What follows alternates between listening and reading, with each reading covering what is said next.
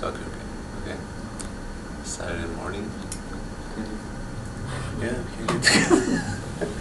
But it would be sad for. You don't Korea on Saturday morning? Saturday morning? Can do it. What time? If the game is 8 or 9, let me see.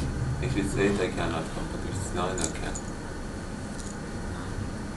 And we have 2 other Koreans, Yejong and SJ. Yeah. It would be interesting. It would be sad for you guys. Yeah. It would be interesting for us. Which team won last time? You. Good morning. Good morning.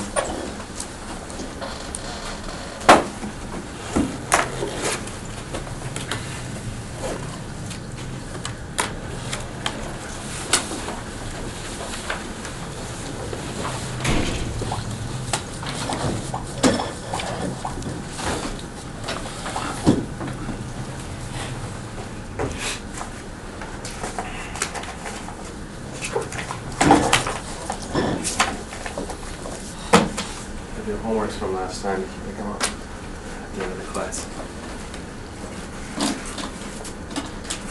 Okay, let's see what I got.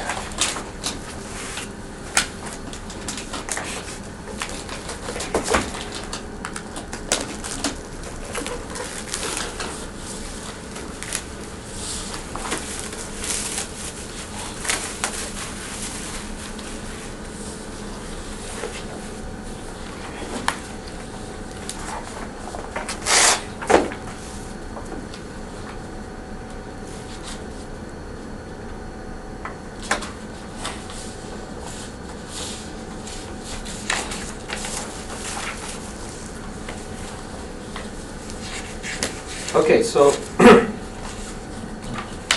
let's start with a quick review of what we spoke about last time. And this was the business with the matched filters.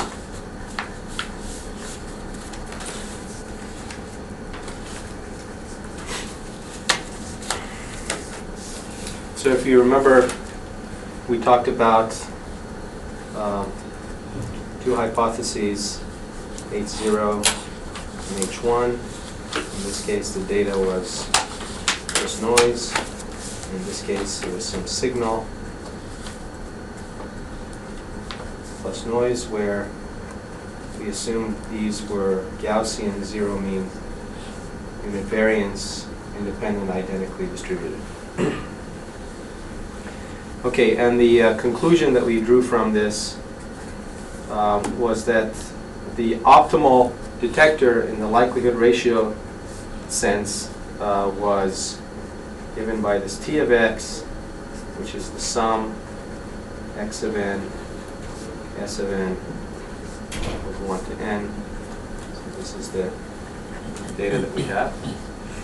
Okay, and this is what we call the matched filter, and we discussed how this could be implemented using a linear time invariant filter, which could be implemented using a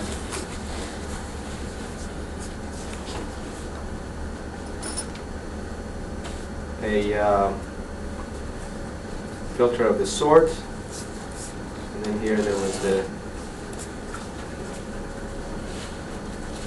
decision, and h of n was s n minus 1 minus n. So basically is a flipped and translated version of the input signal that you expect to see. And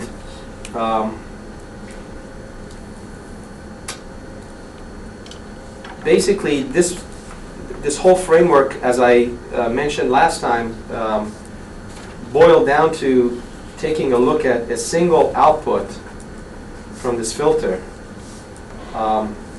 So here we had a delta which selected just this value, and this is the value that ended up getting compared to the threshold. Okay? So now what I'd like to do is to talk in a little bit more general terms about the optimality of the matched filter without necessarily having the Gaussian noise assumption, but rather a more generally useful framework. So what we're going to do here is, instead of looking at the likelihood ratio test, we're going to define what we call the output signal to noise ratio for this filter. Okay? The output signal to noise ratio we're going to measure at a particular sample, which is this guy here. And remember, this thing basically gives you this value. And so what we're going to do is, let's call this eta on the output. We call this the expected value of this y of n minus 1 under the H1 hypothesis. This whole thing squared, divided by the variance of y of n minus 1 under H1. Okay. Now, why do we define this particular thing as the output signal to noise ratio? Well, the reasoning is more or less intuitive. Let me describe to you what it's about. Suppose this y of n minus 1, just think of it as a random variable, right? So here, take a look at this. What you have is the signal that you expect to get times the noisy data that you measure, and you don't know which distribution it comes from. Does it come from this one or that one? You don't know. You compute this quantity. This quantity is basically yn minus 1. And this yn minus 1 being random has its own distribution, right? Okay, so what does this measure? This measures basically how peaked that distribution is around the expected value. Okay? So if you want this to get bigger, what do you have to do? You have to shrink the variance. So reduce that denominator and increase the numerator, right? So if the distribution of this is something that looks like this, let's say, and I don't know what it is because I'm assuming that at this point the Gaussian noise is no longer Gaussian. It could be some other distribution. But the bottom line is, as long as this guy here has a single mode, right, it has a single peak, this output would be larger if this distribution looked more peaked, maybe like that, as opposed to the other. Okay? So this is a kind of reasonable geometric way of trying to come up with as peaked a distribution around that value as possible. And so now the question is, with this criterion in place, instead of the likelihood ratio criterion, how would you do that? Was there a question? I'm a little confused. So you're taking y with respect to hypothesis 1, so then wouldn't that variance also include the variance of S of n? S of n is not a random quantity. S of n is a deterministic quantity. Okay? So this variance doesn't have anything to do with the S of n because S of n is additive. Okay? S is not random. If S was random, then you're correct. Then this thing would include the random component for S of n as well. But here we're assuming that it's not. You can, in fact, design this whole thing assuming that S is also random, but that's not what I'm doing right now. Okay, we'll get to that later on. Okay, so let's take a look at this quantity y of n minus 1 once again. So let's just do the sum. So this goes from k 1 to n of s of k, x of k. I could have used n here, sorry, little n. Okay? So what am I trying to do? What's the optimization problem now? I want to make sure this is as big as possible as a function of what point spread, as a function of what impulse response I use for this filter. Okay? So that's the optimization problem. This is somehow buried inside here. Okay. So replacing s of k with the filter impulse response, what we have is h of n minus 1 minus k times x of k. And of course this x, sum h of n minus 1 minus k, and then this is s of k plus w of k. Remember, we're doing all of this stuff for h1, right?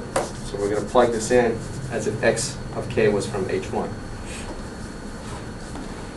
Okay, so this just is going to have two pieces, h of n minus 1 minus k, s of k times, sorry, plus h of n minus 1 minus k, w of k. Okay? All right, so now what I'm going to do is I'm going to switch to a matrix notation or a vector notation just because it's easier to sort of carry things around. So let me define S. This is just S1 through Sn. W, W1, Wn. And I'm also going to define a vector h. Now in this case, h is going to be defined in a slightly backwards way. So this is going to go from hn to h1. Okay. And it's defined in a backwards way because I want to write this as a vector product. So the bottom line is this yn minus 1 is h transpose s plus h transpose w. Okay, where these are all these vectors that I defined. Okay? All right, now I'm going to assume the expected value of w is a vector 0, and the covariance of w is a vectors is sigma squared identity. Okay, don't confuse this with the Gaussian assumption. All I'm doing is I'm assuming that it's zero mean and its covariance is sigma squared identity. So the elements are independent, identically distributed, but not necessarily Gaussian. Okay. All right, so now that I have this assumption, what I want to do is find out what the statistics of this guy are, given these assumptions, under the hypothesis H1. And that's what I will do next.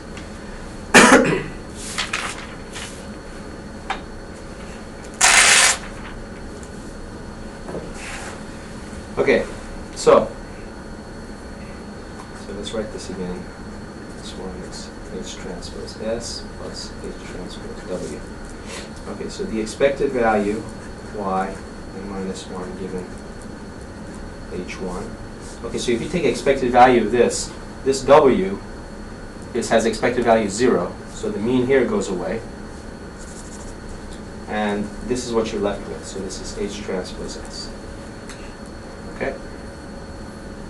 And now for the denominator of that output signal to noise ratio, we need the variance of y and minus 1 under H1. So this is the variance of H transpose W. Again, this component is not random, so it has no variance. So this is the variance. So another way to write this is H transpose times covariance of W times H. Okay? And as I showed you before, the covariance of W, just in the previous case, I just assumed the covariance of W is sigma squared times identity. So this just becomes sigma squared H transpose H. Okay? So now let's write the output signal to noise ratio. This is now H transpose S squared divided by sigma squared H transpose H. Okay? And what are we trying to do? This is, let me just write it like this, is a function of H. Right? And we want to pick H so that this ratio is as favorable as possible. Another way to write this is this multiplication is basically the norm of H squared, norm of S squared times the cosine of the angle between h and s. Okay, squared. Right? And then this is divided by sigma squared, the norm of h squared. Okay?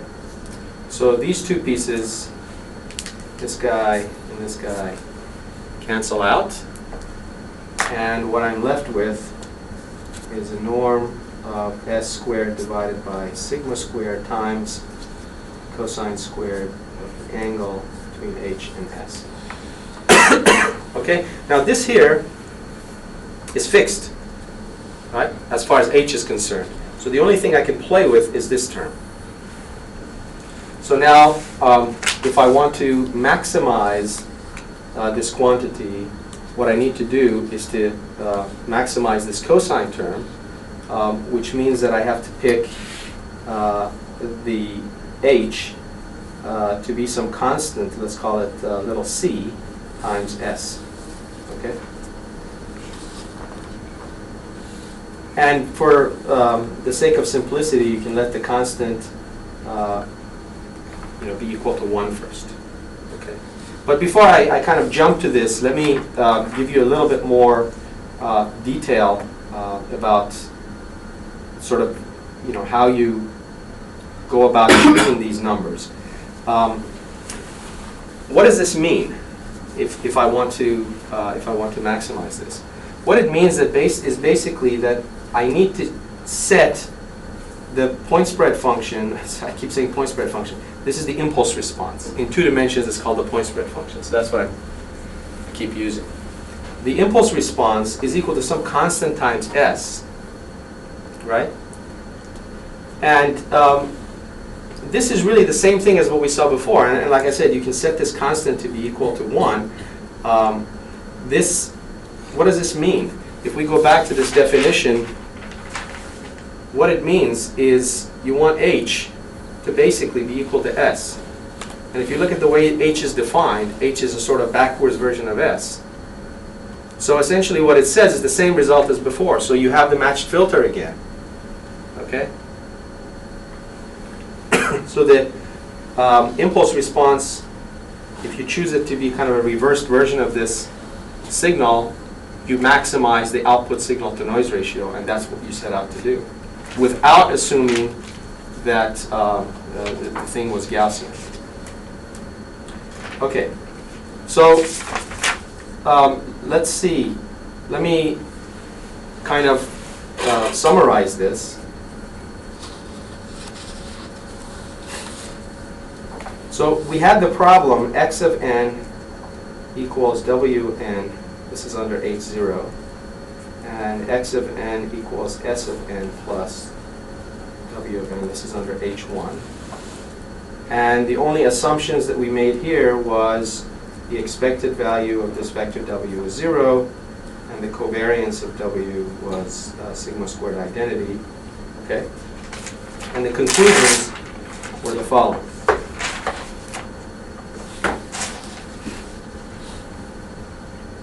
The conclusion is that you can get a test statistic, t of x, which is the sum of this x of n, s of n equals 1 to n. Under 2 situations, 2 completely different situations, this turned out to be optimal. One situation was when you had Gaussian noise.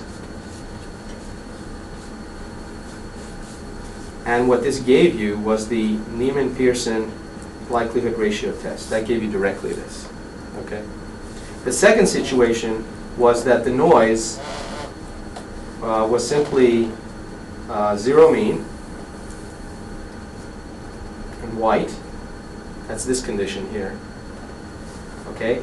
And what you did is you maximized this eta output. And that also gave you the same situation here. And both of these can be considered optimal under different criteria. This one is optimal under the Neiman-Pearson criterion, which means that for any false alarm rate you get the maximum probability of detection. this is not optimal under that criterion anymore. It's only optimal to the extent that the output signal-to-noise ratio is guaranteed to be maximized. Okay?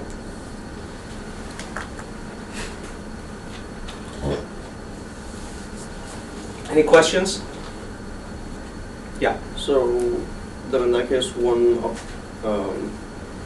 Newman-Pearson optimization takes care of it if you care only about the probability of detection with respect to the probability of false alarm. Right, so if Or you want to the other- maximize the probability of detection for a given false alarm, Yeah. this is Where going to do it. the other one takes into account both the probability of false alarm and the probability of miss. No, this does not at all take into account the probability of false alarm or the probability of miss. All it does is it maximizes the output signal-to-noise ratio. Doesn't that in turn reduce the probability Nope. there? Not if you're not Gaussian, Oh, right? yeah. So the maximum performance in the Gaussian case was a function of the signal-to-noise ratio. Mm. But the definition of the signal-to-noise ratio as such can be used independent of whether you have Gaussian noise or not. Okay, that's why I'm making kind of a point of describing all of this stuff. The fact that you're maximizing the signal-to-noise ratio here does not mean you're doing anything in terms of optimizing, detection probability or minimizing the false alarm rate. Not at all. Okay? Only if you're Gaussian. If the noise is Gaussian, then yes. Then the two properties are the same. Okay?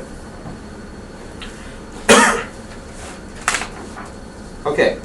So now there's a quantity that you will often see used in various engineering applications, which we call the processing gain.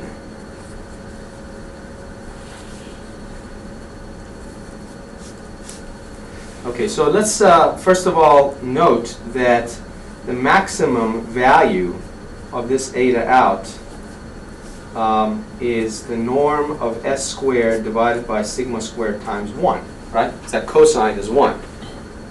Okay?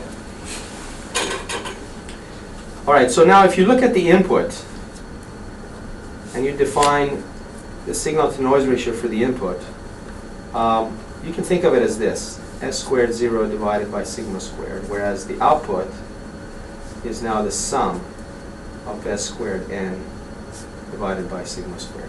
Why am I writing it this way? Okay, why am I defining the input signal-to-noise ratio as the sum of one of the square of the 0 term normalized by the variance? At the output, you're only using one value, right? At the input, if you want to make a comparison, you should use only one value of the input too. Okay? So what does this mean? What you're doing is you're kind of comparing what would happen if you just used one value of the input. What would happen is that your signal-to-noise ratio, at best, would be this. Right? On the other hand, if you weighted and you collected all the n values on the input, this is what you would end up with. Okay. So actually, this index here doesn't have to be 0. Since I used 1, you can call this 1. Okay. So what's the gain between these? This is what we call the processing gain. Processing gain is basically 10 log 10 of this eta out divided by eta in. Okay, and this is, of course, in units of decibels. So, in general, for this type of problem, this is just 10 log 10 of the sum of s squared n divided by s squared 1. Okay, if you have data n equals 1 to the capital N. Okay, now let's take a look at this processing gain for different types of signals and see what we get. By the way, the idea of a processing gain is, from a practical point of view, is very, very important because there is a cost associated to weighting and there's a cost associated to collecting more data, right? So for instance, suppose that you're talking about a rover that NASA has sent and it's sitting on the surface of Mars, right? Okay, well, suppose the data that we're talking about here are little samples of dirt that it's picking up from the Martian surface, and it's analyzing them and sending information back to Earth, right? Okay, so here, it's picking just one piece of dirt. Here, it's going to pick 100 pieces of dirt, okay? Now, your information about that dirt is going to get better and better if you pick 100 pieces. But you're expending energy, right? You're using up the batteries. You're spending energy communicating with Earth. It takes a lot of time to wait. Okay? Sometimes in various other applications, waiting is a very dangerous thing to do. For example, on the battlefield, or if somebody is ill, right? You can do one test and based on that make a diagnosis, or you can do 100 tests and based on that make a better diagnosis. But if you wait and make 100 tests, the patient might be dead. Okay? So there's a real cost associated with it, and there's a real significance to this processing gain. So let's see what the processing gain does depending on what your signal is. So here's an example. Suppose that in this kind of hypothesis testing framework, your signal is a constant. Suppose S of n is equal to A. Same value. So that over time, the signal is like this. And these values are all A.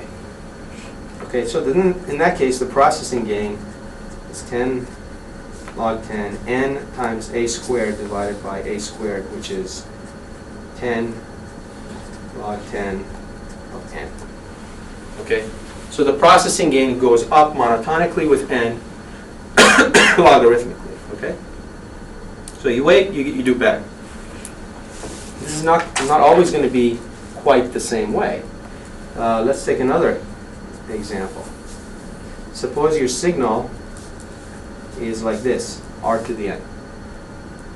Okay, and let's say r is some number between 0 and 1. So if I were to plot this signal, it's going to do this. And so on. Okay? Now in this case, the processing gain is going to be 10 log 10 of 1 plus r squared plus r to the 4th and so on, plus r to the 2 times n minus 1. Okay, divided by 1. Another way to write this is 10 log 10 r to the 2 n minus 1 divided by r squared minus 1. This is just a geometric sum. I'm summing it up. Okay. So, for instance, let's just say n is equal to 2. Right? If n is equal to 2, then this would be r to the 4th minus 1 divided by r squared minus 1. This would be r squared plus 1.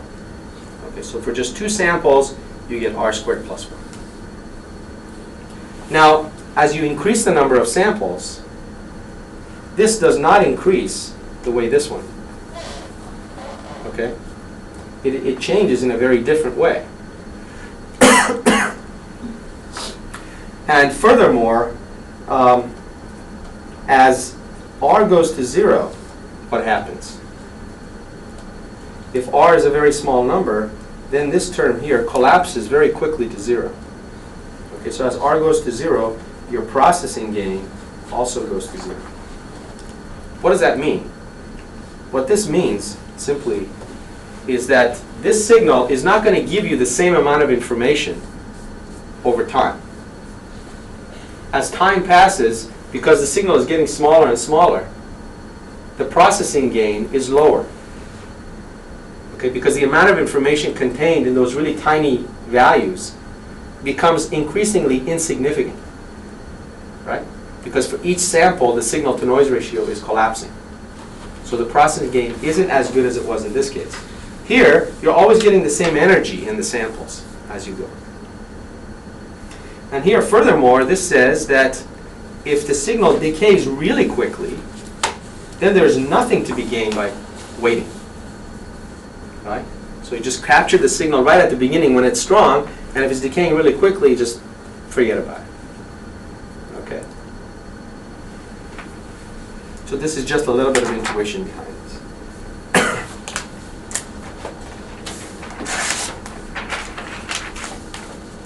Okay, now what I'd like to do is to expand the formulation that we discussed to what we call generalized matched filters.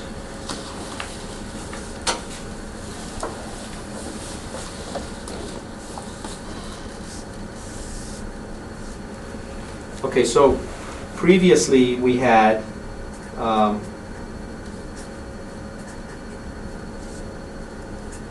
X is W, X is S plus W, W is normal, 0 mean. Here, in the previous case, we had sigma squared times identity. What I would like to do is to consider this a general covariance matrix.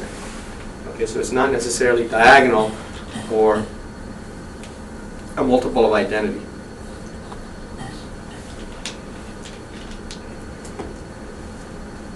Okay, so what's the likelihood ratio test in this case? L of x in this case, the f of x under h1, the f of x under h0, exponential minus 1/2 x minus s transpose C inverse x minus s, and then in the denominator, exponential minus 1/2 x transpose C inverse x. Okay, so then you take log again. L of x is the log of the likelihood ratio test. Minus 1/2 x minus s transpose C inverse x minus s is x transpose C inverse x. Okay, and then you simplify, and the quadratic term here in x is going to cancel that guy just like we've seen before. So this becomes x transpose C inverse s minus 1/2 s transpose C inverse s, okay, which is going to get compared to a threshold. And this guy here doesn't depend on the data, so this can be absorbed into this threshold. So your test statistic at the end is x transpose C inverse s compared to some other threshold gamma prime, and here you're using H1, and here you're choosing H0. Okay. This is exactly the same as the matched filter that we had before, with the exception that this term here is C inverse, when in fact before it was just sigma squared times identity. Right? So this is just a general matrix. That's why this is called the generalized matched filter as opposed to just a matched filter. It's generalized because the covariance is something different. Okay. Now, as you will see, we can just map this whole framework to a situation just like before, so that it looks just like an ordinary matched filter. Which means that the optimality properties that I just told you about are still true even if the noise is not Gaussian.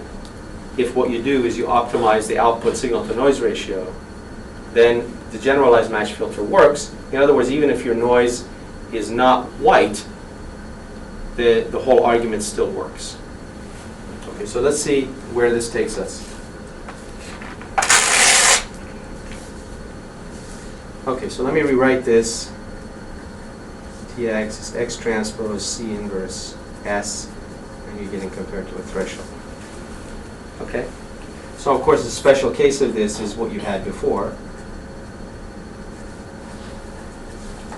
C is sigma squared identity, which gives you T of x is x transpose S. And this is just a standard matched filter. Okay, so now let's write C inverse as D transpose D. This C inverse is an inverse covariance matrix. It's symmetric, positive, definite. Therefore, I can write it in terms of its matrix square root. This is the matrix square root. Okay? D transpose D.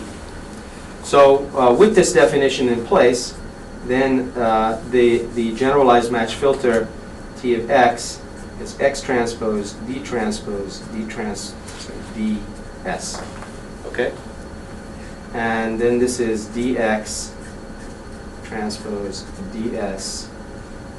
And I'm going to make a definition. I'm going to call this guy X tilde. I'm going to call this S tilde.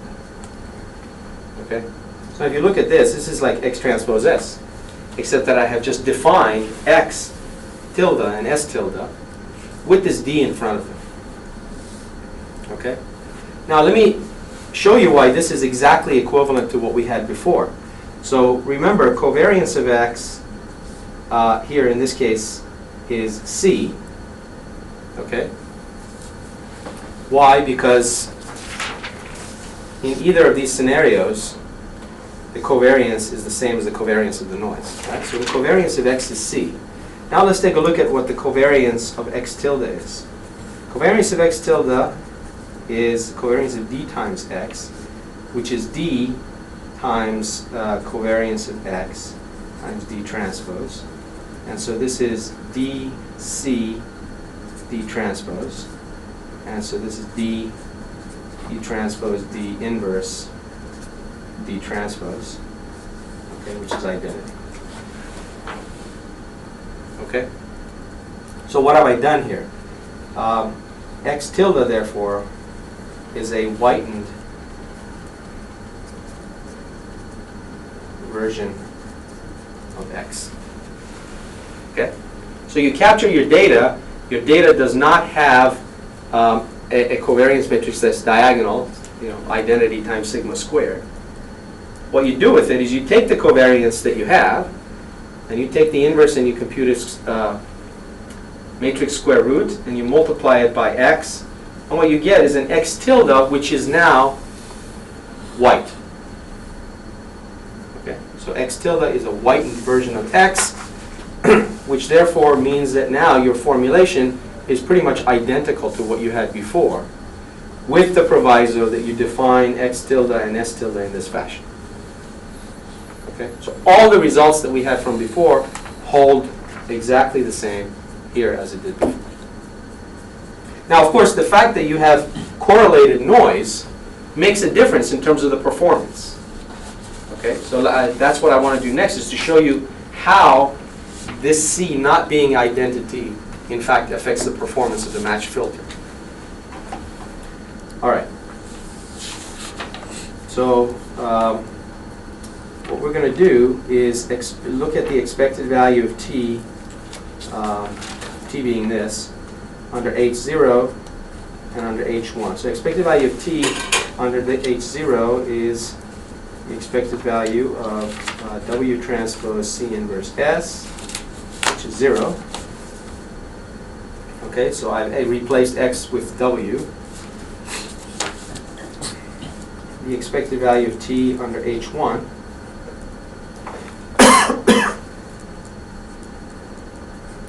expected value of S plus W transpose C inverse S. Okay? The expected value of W transpose C inverse S is 0, just like you saw here. So the only thing we have left is S transpose C inverse S. So this is S transpose C inverse S. Okay?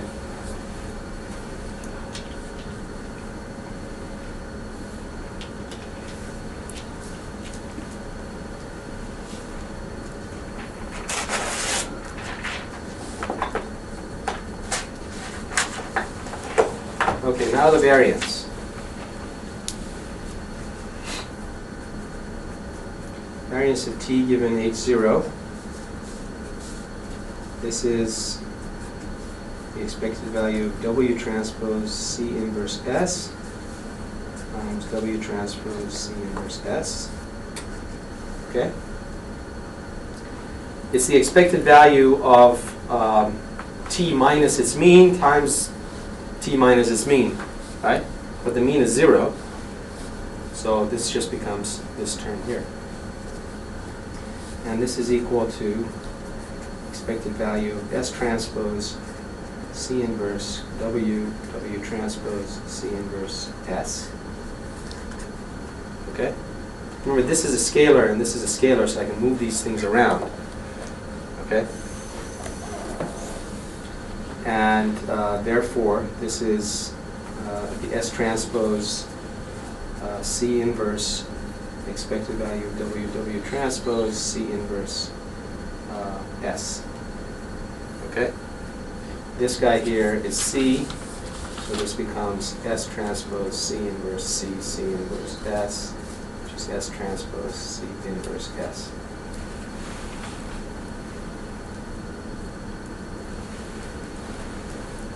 All right. The variance for the other scenario, T under H1, is the same. S transpose C inverse S. The argument is very much the same because the other term, instead of W, you would have S plus W, but S doesn't have any random component to it, so the calculation is basically the same. So what you have here is, as a result of this, under H0, you have T, your test statistic, T of X, is Gaussian with zero mean and variance S transpose C inverse S. And under H1, T of X is again Gaussian. Now this time the mean is different. It's S transpose C inverse S, and the variance is the same, S transpose C inverse S. Okay, so this is very much like what you had before for the standard match filter, except for the fact that you have the C inverse floating around. Okay, so if you remember, the performance for this particular case was defined like this. PD is Q inverse PF minus the square root of, now let me call this D squared, and I'll define what D squared is. D squared is this S transpose C inverse S. Okay? Of course, if C inverse is just sigma squared times, if C is sigma squared times identity, then this thing is just the signal to noise ratio that you had before, right? You had the sum of the terms in S divided by sigma squared, and that would be exactly this. Okay? Now in this case, it's a little bit more sophisticated. It's a little more complicated because you have this C inverse. Okay? In fact, you saw before that this signal to noise ratio term only depended on the energy in the signal. So the sum of the squares of the terms. Right? Now here, it would appear that the shape of the signal actually makes a difference. Okay? Because if you have different shapes, depending on what this covariance matrix in the middle is, this number could be larger or smaller. Okay? So this is kind of the interesting aspect of this. The performance now actually varies depending on the shape of your signal. So let's do a quick example of this. Suppose you have two samples. Let's say you have n equals 0 and 1. Okay? And let's take this performance that I just showed you. So in case 1, let's say the covariance matrix is just sigma squared times identity. Okay? And in that case, this D squared would become S squared 0 plus S squared 1 divided by sigma squared. Okay? In the second case, let's say C is equal to sigma squared times a covariance matrix, a correlation matrix like this, 1 row, row 1. Okay? Then I'm going to compute this guy. And for this case, D squared is 1 over sigma squared times 1 over 1 minus rho squared times S0 squared plus S1 squared minus 2 rho S0 times S1. Okay? These two things don't look the same. In fact, they are not the same. So if you change the signal, for example, for instance, let's say your signal is this shape. S of 0 is equal to S of 1 equals 1. Okay? So in this case, if rho is equal to 0, then d squared becomes 2. On the other hand, if rho is equal to 1/2, then d squared is 4/3. Okay? So your signal to noise ratio is different depending on what the correlation is, even with a fixed signal. Okay? And conversely, if you change your signal at a fixed correlation length, at a fixed correlation value, different signals will give you different signal to noise ratio. This is very different than before. Okay? Now, all of this stuff, these are very simple concepts, right? I mean, the matched filter is just X transpose S. The generalized matched filter is just X transpose C inverse S, and so on. What I'm trying to emphasize on you is that these very simple things, and you look at them and you say, oh, well, this is trivial. This is so easy, I don't need to worry about it. These are very interesting and deep concepts because of these fine little details that are buried inside them. Okay? And you can come up with some very, very difficult questions based on these very subtle differences between these things.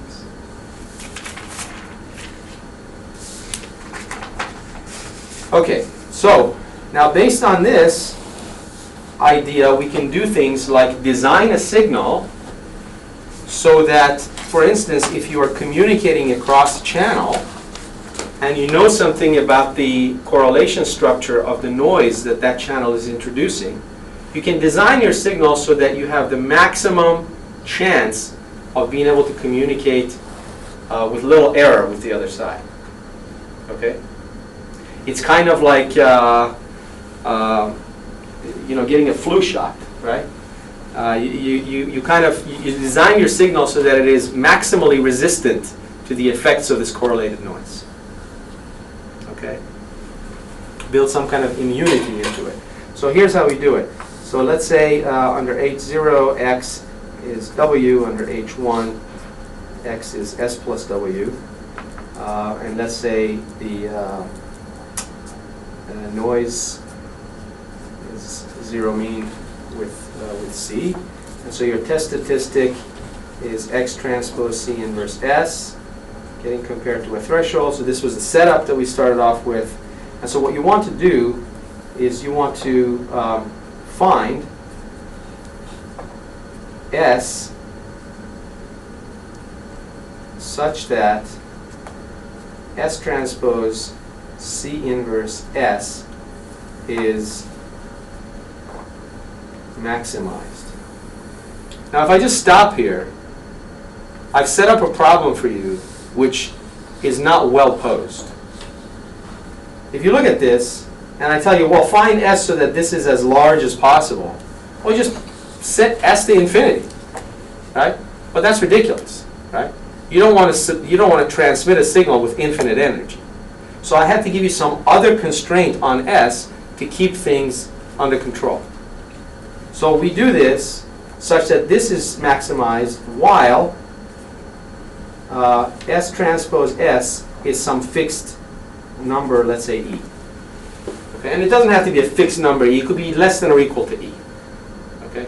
So the setup is that you have this detector. You're going to design a signal that maximizes this criterion subject to the energy in the signal being limited to this E. Okay? So now let's see how we do that.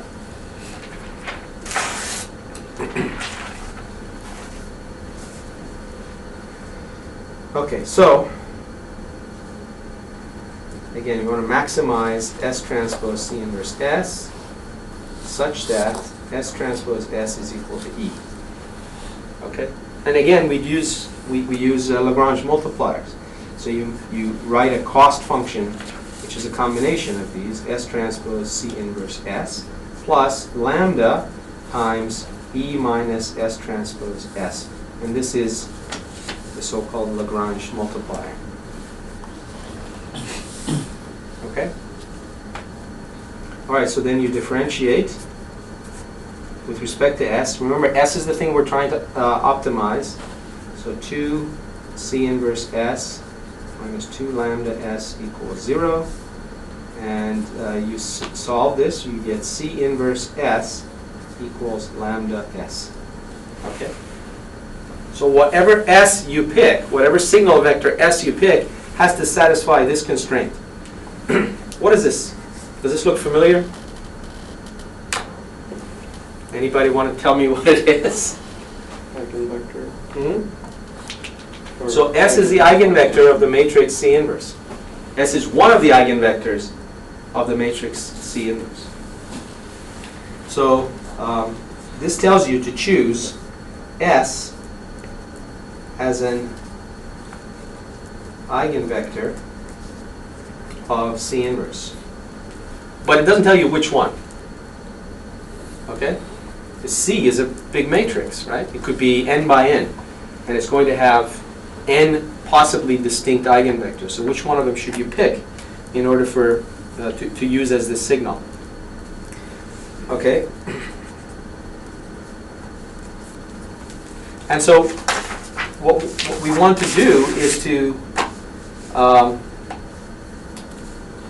see which choice will give us the maximum value. So let's take a look at this and write this as using the eigendecomposition for C. So what I'm going to do is write this as S transpose times V D V transpose times S. So what I've done is I've written the eigenvalues and eigenvectors of this matrix C inverse inside this. Okay? So this is C inverse equals V D V transpose. Okay? All right, so now let's simplify all of this. So this is S transpose. Now V is going to have in its columns the eigenvectors. So let's write those as V1, V2, Vn. D is a diagonal matrix, D1 through Dn. V transpose is V1 transpose, so on, Vn transpose, n times S. Okay?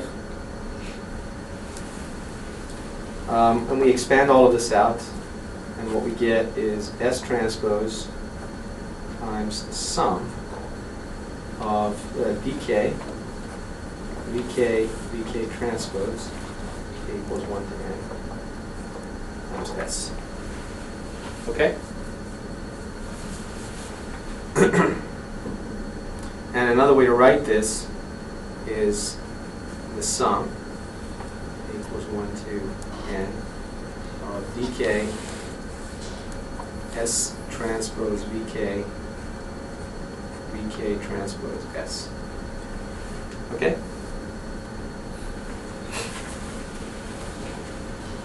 All right, now you look at this, and what you're going to do is you're going to pick S to be one of the V's. Right? V's are the eigenvectors. You're going to pick S to be one of these V's. Now, because this matrix is, excuse me, symmetric and positive definite, its eigenvectors are orthonormal. Right? They're perpendicular to each other and they have unit length. So, whatever S you pick here, whichever one of these eigenvectors you pick, what's going to happen to this sum is that all of the terms in this sum are going to go away except for one. And that one is going to be the k that you've chosen. Okay, is that clear?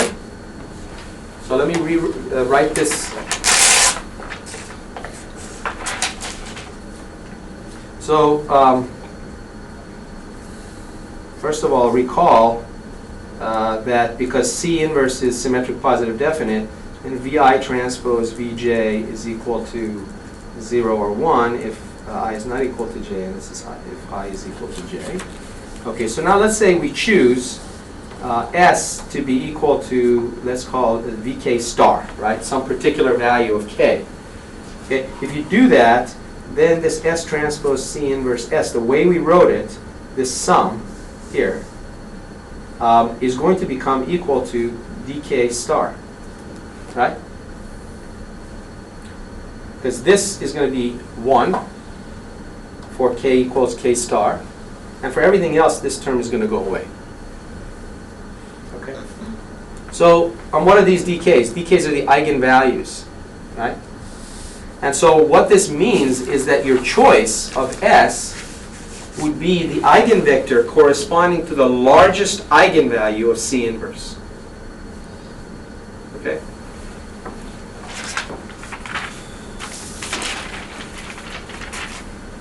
So,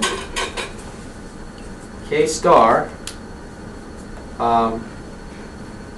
would indicate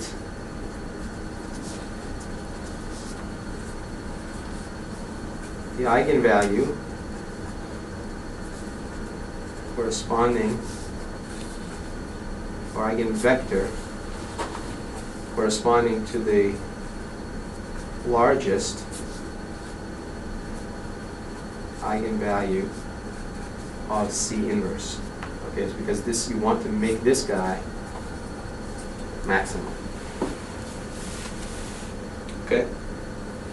Of course, there's a reciprocal way of writing this, which is that you could also choose S to be the eigenvector corresponding to the smallest eigenvalue of C.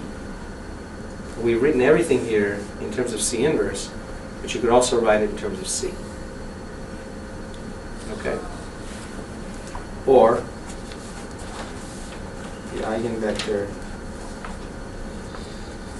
corresponding to the smallest eigenvalue of C. And that's the difference here. This is inverse and this is not inverse. Okay? So what this does is, in a very sort of simple but elegant way, it shows you how to minimize the effect of the noise on your signal as you propagate the signal or transmit the signal or whatever you do. Okay? Any questions about this? Can we go back one page? Back one page, yes.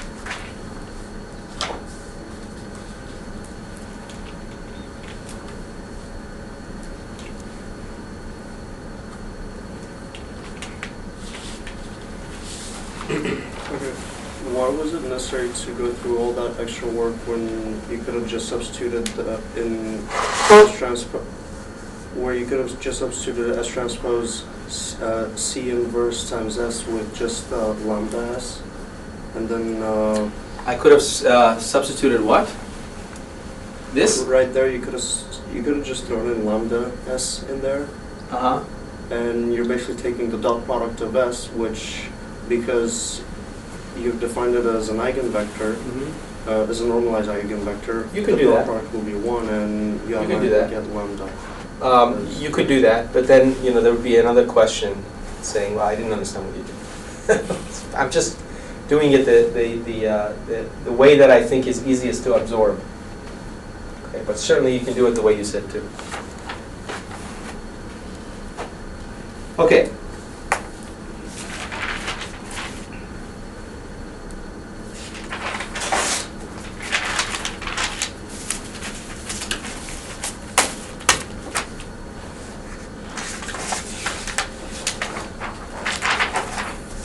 Other questions about this? Okay, so let's take another example of this, and I think this is also one that it gives you some nice intuition as to what's going on.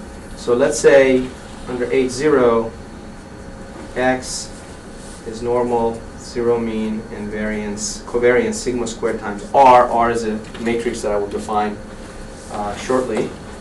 And under H1, X is normal with some mean S, and covariance sigma squared R. And again, R is this 2 by 2 matrix, 1 row 1. And of course, its inverse, 1 over 1 minus rho squared, 1 minus rho 1. Okay? Okay, so once again, the signal to noise ratio is 1 over sigma squared, S transpose R inverse S. Okay? And what we want to do is to choose S to maximize the signal to noise ratio, again, subject to the energy such that, let's say, S transpose S is equal to 1. Okay? All right, so it turns out that for a matrix like this, the two eigenvalues that we're going to be dealing with, lambda 1 and 2, are 1 plus or minus rho. And this rho is, of course, between minus 1 and 1. Okay? So a convenient way to write the minimum and the maximum eigenvalue is lambda min of R is 1 minus the absolute value of rho. So this kind of captures the minimum eigenvalue this way. All right, and then corresponding to this, V min, the vector, the eigenvector corresponding to this is 1 over square root of 2 times 1, and the vector of 1 and sine of rho here. So sine of rho would be plus 1 or minus 1 depending on whether it's positive or negative. Okay? Now let's take a look at how this choice would define your maximum signal to noise ratio. So the maximum SNR in this case would be by choosing, would be given by the choice of the smallest eigenvalue of R, right? So this would be 1 over sigma squared times 1 over this lambda min. Okay? So it would look like this. This is 1 over sigma squared times 1 minus the magnitude of rho. Okay? So let's plot this. It's kind of an interesting looking creature. Okay, so if we plot this, this is rho plus 1 minus 1, and this is 0. So you're going to have some asymptotes here. And the curve is going to look, I'm going to draw this axis too. And the curve is going to look like this.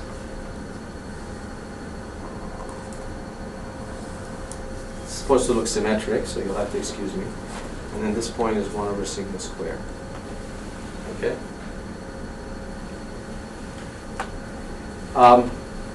In order to understand this behavior, so this is signal to noise ratio as a function of rho. In order to understand this behavior, it's worthwhile writing the test statistic in this case. So 1 over sigma squared x transpose R inverse S. So if I write it out in longhand, what I get is 1 over square root of 2 sigma squared 1 over 1 minus magnitude rho x1 plus sine of rho times x2. Okay? So what you can see here is depending on the sign of the correlation, you're either adding or subtracting these two data points. So this is kind of like the example that I showed you earlier where we looked at the two different channels and whether they were correlated or not. And here what it's telling you is that as the correlation gets very close to 1 or very close to minus 1, you're essentially having this limiting phenomenon where you can do almost perfectly, right? Okay? Which is kind of an odd behavior to have from such a simple problem.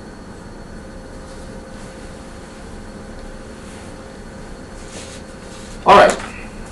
So let me now give you some examples of how this kind of thing is used. I'm not going to take you through all the details of the derivation, but I'm just going to show it to you so you get a rough idea of how these things work. Particularly in the communication system, this kind of signal design problem has been studied for a very long time, and there's been some great successes also in the recent years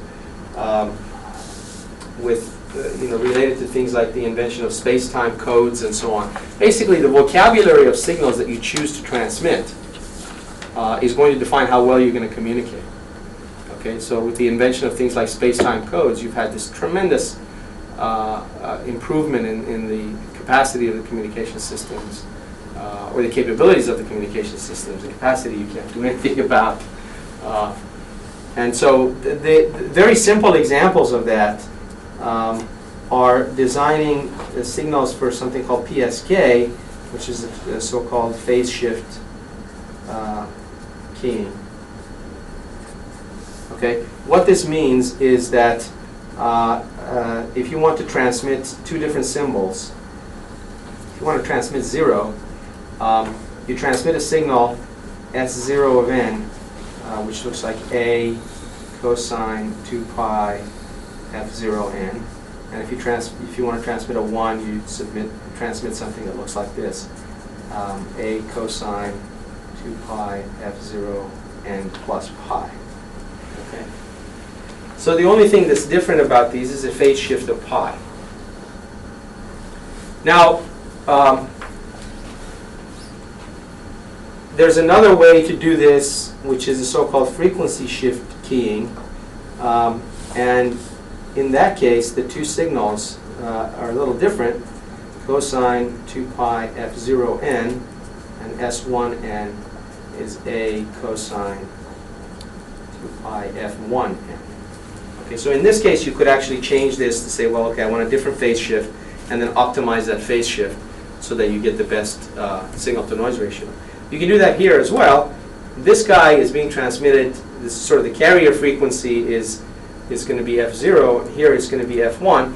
And now you have to ask yourself the question, how would you choose F0 and F1 in such a way that the resulting signal-to-noise ratio would allow you to disambiguate what is being sent at the receiver? Okay, you can pick these frequencies to be whatever you like, but how should you do it? Well, the way we go about doing it is we try to optimize something like this. Okay? So let's see what happens. It turns out, again, like I said, I'm not going to take you through all the detailed math, but basically the signal correlation turns out to be something like this. Sine of 2 pi times F1 minus F0 times n times 2 pi sine pi F1 minus F0. Okay? And what you want is you want this to be as close to -1 as possible. Once you do this, this will give you the maximum signal-to-noise ratio. And it turns out that if you solve this equation, what you get is you have to choose your frequencies, F1 and F0, to be approximately 0.7 divided by n. And n is the length of the sequence that you're going to send. Okay? I mean, these frequencies are normalized to the Nyquist range, so you have to remember that. Okay? So with this approximate choice, you get this signal correlation, which is defined carefully in the book, but I'm not going to go through it here. You get this -1, and it turns out this -1 going inside that R matrix then maximizes the signal-to-noise ratio that you would want to get. Okay, so this is a rule of thumb for how these frequencies are picked. Okay. Any questions?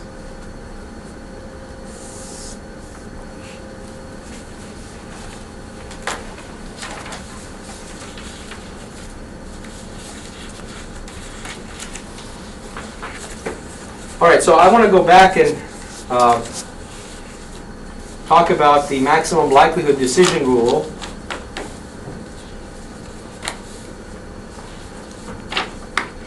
With a general covariance matrix. So what you have is you're going to assume that probability of H0 and probability of H1 is a half. Then the likelihood ratio test, which is this maximum likelihood rule, PDF of x given H1, PDF of x given H0, this is going to be compared to 1, H1, H0, okay? Because this ratio of the two probabilities is 1. And so the case that I'm talking about really is under H0, X is S0 plus W. Under H1, X is S1 plus W. Okay, so this is a little different than what we've seen before. Normal, zero mean, covariance C. So in this case, the means are different, but the covariance is the same. And this is related to what I just said to you here. So you're transmitting two different signals. I just want to show it to you in the general way how this all works out. So L of X, again, exponential minus 1/2 X minus S1 transpose C inverse X minus S1. And here, exponential minus 1/2 X minus S0 transpose C inverse X minus S0. Okay, and this is getting compared to 1.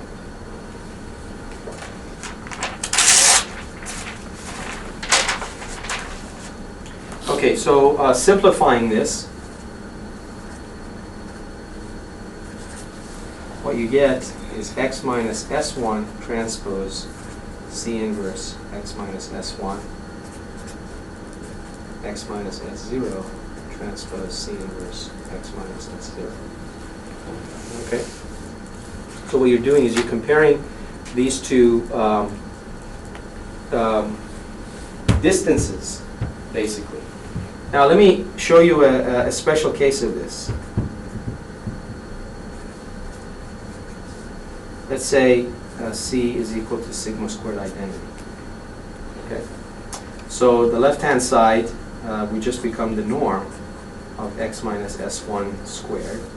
And the right-hand side would become X minus S0 squared, right?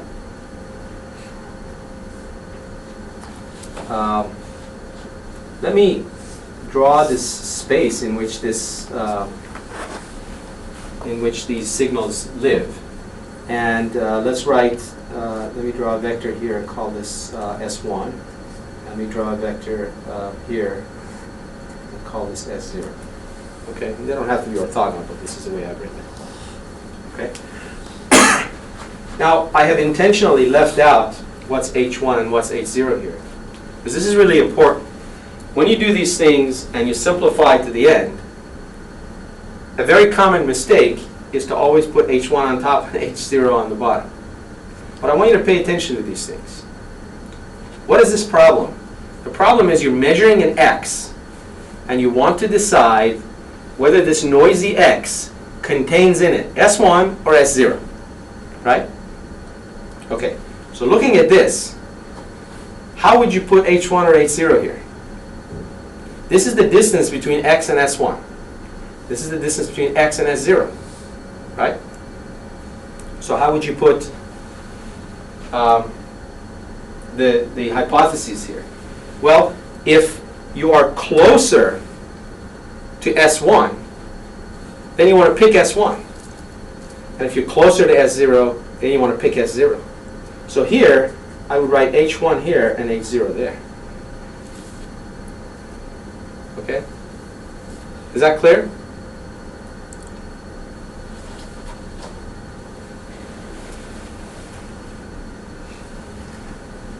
This, by the way, has a name. This is called the minimum distance classifier. So you get an X, let's say the X appears here.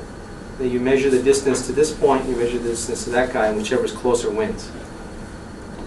Okay?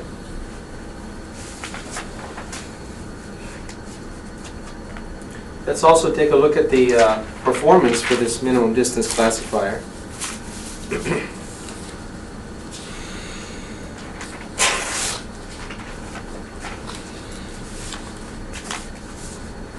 Okay, so if I go back to this T of X and rewrite it, X transpose C inverse S1 minus S0 minus 1/2 E1 minus E0, where E1 or EI is SI transpose C inverse SI. Okay? So you subtract the means, and then you correlate with the signal. This is sort of your match filter part, and this is the energy that you have to take out.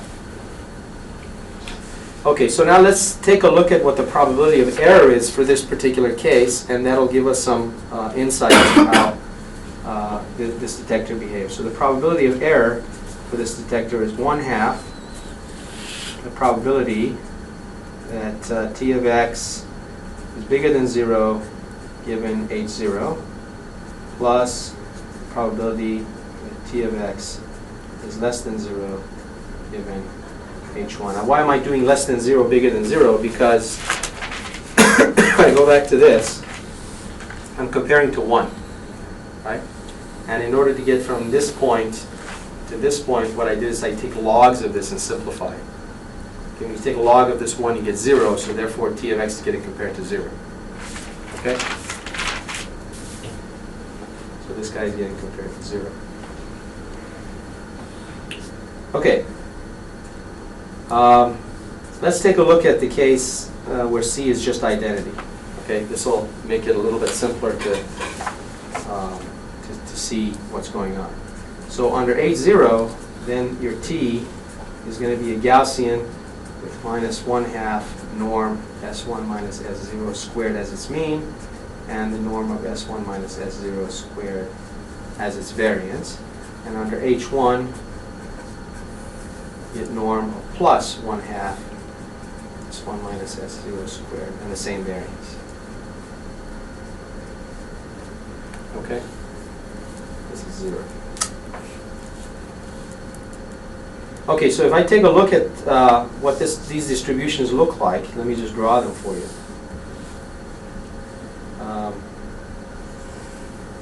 So this is one, and let's say this is the other.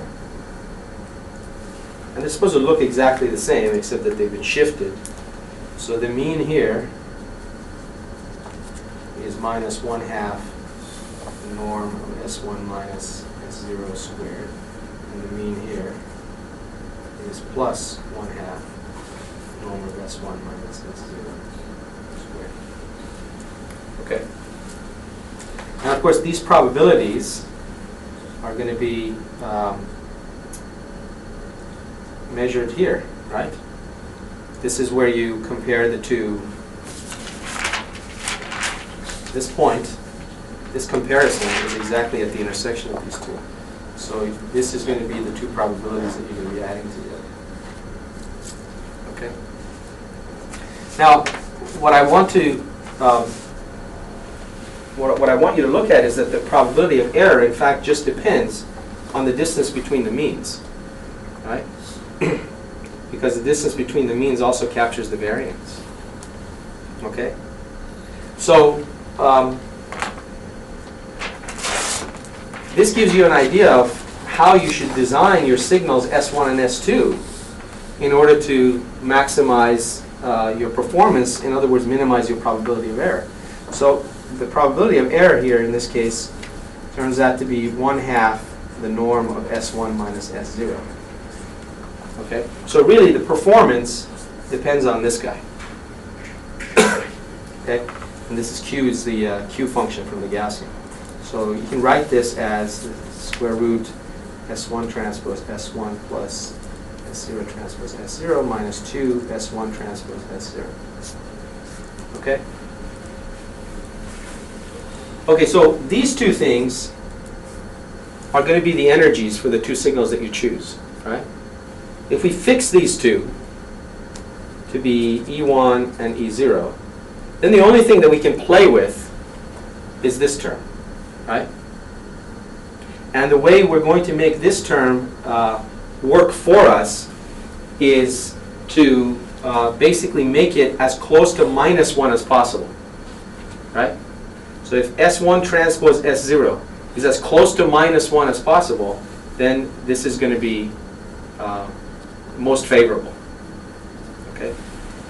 So what we do, this rho S that I defined for you earlier, what I call signal correlation, is S1 transpose S0 divided by 1/2 E1 plus E0. Okay, this is called the signal correlation. Okay? So by choosing S1 and S2 such that rho S is as close to -1 as possible, we minimize the probability of error. Okay. So if you're building it, if you're designing a communication system and you're trying to decide, okay, well, I'm going to send one signal for 0 and one signal for 1, which one should I choose? Well, you choose them in a way that makes these two, the product of these two, as close to -1 as possible. And what does that mean? It means that you want to pick your signals to be antipodal to each other. So you're going to point them in the opposite direction. Okay? Okay? Any questions?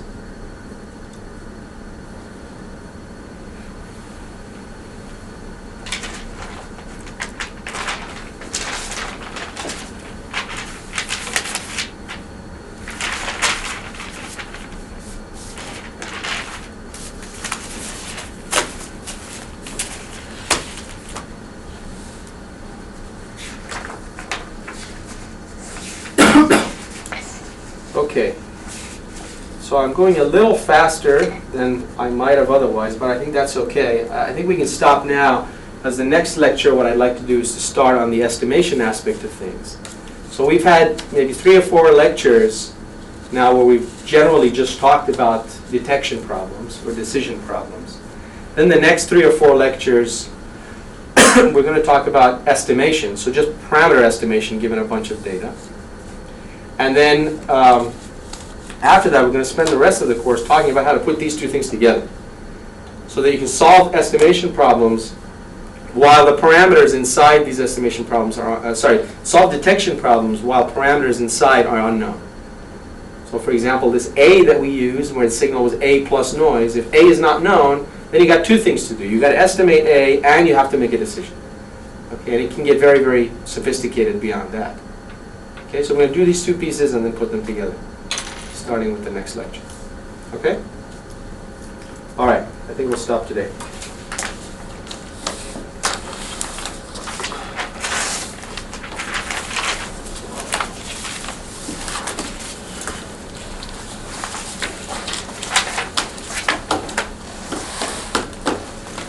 And don't forget to pick up your homeworks on the way out.